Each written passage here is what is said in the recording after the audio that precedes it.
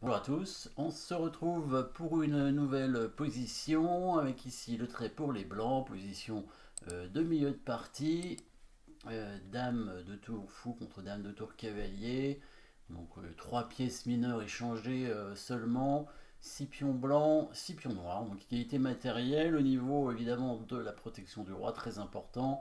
Le roi noir est en danger a priori sur cette colonne semi-ouverte. Il y a aussi la diagonale du fou et il y a une dame qui peut arriver rapidement en attaque avec la deuxième tour aussi. Le roi blanc, même s'il y a un pion qui a disparu, il y a moins de pièces noires en direction du roi, à part éventuellement la tour noire en C3, mais et encore, elle n'est pas en direction du roi, hein, elle est placée plutôt de l'autre côté. Donc ici, évidemment, la protection du roi avec les 3 pions est correct, hein. Bien sûr, on ne peut pas faire beaucoup mieux avec le roi. Évidemment, il manque quand même des pièces pour défendre, hein, pièces mineures, un cavalier par exemple, qui est à l'opposé, hein. Le cavalier, il aurait été sur la case F6, c'est la meilleure case de défense, hein, pour le roi. Après, c'est la colonne semi-ouverte est quand même assez dangereuse dans cette position. Le pion G7 n'est pas assez protégé, hein. Le pion ici, il est protégé que par le roi. Donc ici, on peut imaginer très facilement des coups pour les blancs, une destruction peut-être de la chaîne de pions, hein, devant le roi noir, évidemment. Les noirs, il en manque un coup pour contrer l'attaque des blancs. Un coup de défense comme le pion G7 qui avance en G6 par exemple, ou éventuellement pour bloquer le fou, le pion E5 qui avance en E4. Enfin, il manque des coups en tout cas pour les noirs pour la défense. Et les blancs en profitent bien sûr avec des coups forcés. Évidemment, dans cette position, 2 échecs possibles et 2 coups pour évidemment détruire la chaîne de pions devant le roi afin d'attaquer directement le roi blanc avec les pièces, hein, puisqu'on a quand même beaucoup de pièces en direction du roi. Ici, il y a la dame qui peut arriver très rapidement et on peut évidemment tout de suite bien voir et bien étudier le coup fou prend H7, hein, qui est vraiment un coup de base, on va dire, contre le roi quand il est attaqué comme ça, avec la dame qui va arriver directement ensuite en H5 pour faire échec quand le roi va prendre le fou. Si le roi ne prend pas, de toute façon la dame vient quand même en H5 et on menacera mat à la découverte avec la découverte du fou, donc ce sera pas mieux pour les noirs. Donc le roi est un peu obligé de prendre, la dame arrive en H5 pour faire échec, le roi revient en G8 évidemment, et là évidemment bien sûr la deuxième destruction de la chaîne de pions, puisque on a les tours en liaison, hein, quand la dame a disparu, évidemment quand la dame a bougé, les tours sont en liaison donc quand la tour va venir prendre le pion ici, évidemment, la deuxième tour va arriver pour faire échec directement. Ce sont que des coups forcés pratiquement, hein. Fou prend pion. On commence par la pièce la moins forte, hein, évidemment au début. Ça permet aussi d'amener directement la dame et donc de lier les tours. Donc très important de rapprocher la dame du roi, hein, pour qu'elle puisse contrôler un maximum de cases et ensuite créer des menaces de mat assez rapidement. Donc le fou prend, roi prend fou, dame échec, roi G8, tour prend, pion G7 échec, roi prend G7, la deuxième tour arrive en G1, le roi est obligé du coup de se mettre en F6, donc on a la dame en H5, la tour en G1. Maintenant, comment faire pour conclure, si possible? Alors évidemment, c'est pas forcément un bon coup, hein, fou prend H7. Peut-être que ça ne sera pas suffisant, mais bon, là, comme on sait qu'il y a quelque chose à trouver, il y a des bonnes chances que ce soit ça. On reviendra si c'est pas bon. Alors, ici, quand le roi est en F6, qu'est-ce qu'on peut faire? Évidemment, on ne bouge pas les pièces parce que c'est quand même très important de bien... on a quand même sacrifié le fou et la tour, hein, donc il faut être sûr de soi, hein, avant de jouer la variante.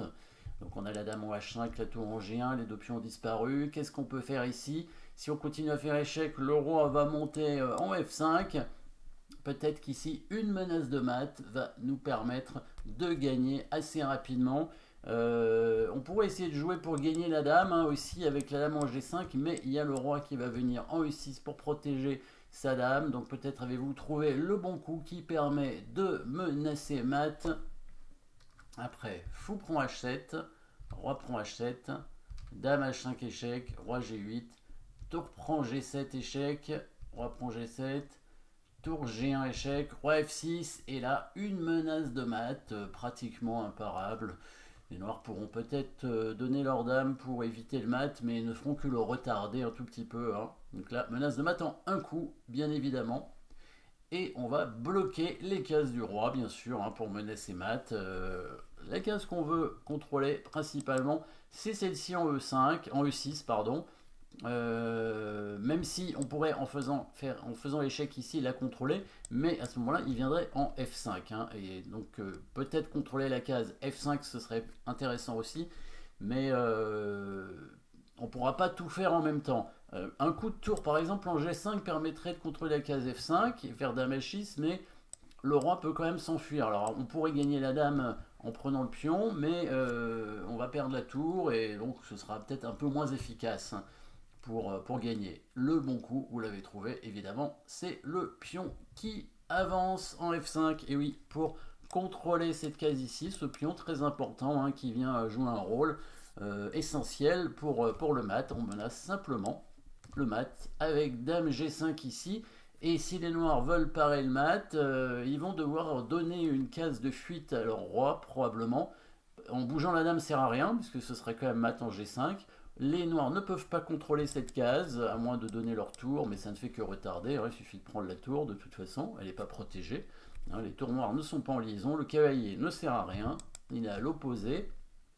Le seul coup pour éviter le mat, à mon avis, c'est le pion qui avance en E4, c'est tout ce qu'il peut faire.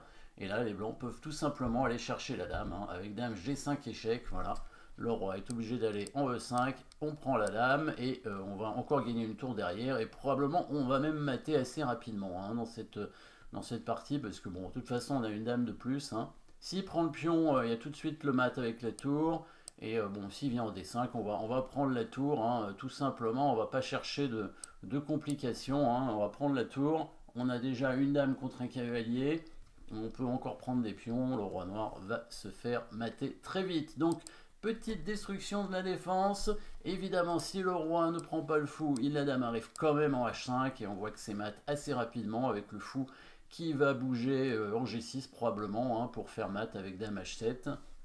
Et il n'y aura aucune défense possible pour le roi noir. Donc ici, c'est vraiment des coups forcés hein, avec des échecs tout le temps, destruction. Donc de la chaîne de pions pour ouvrir en fait le roi et ensuite l'attaquer parce qu'on a suffisamment de pièces bien placées. Hein.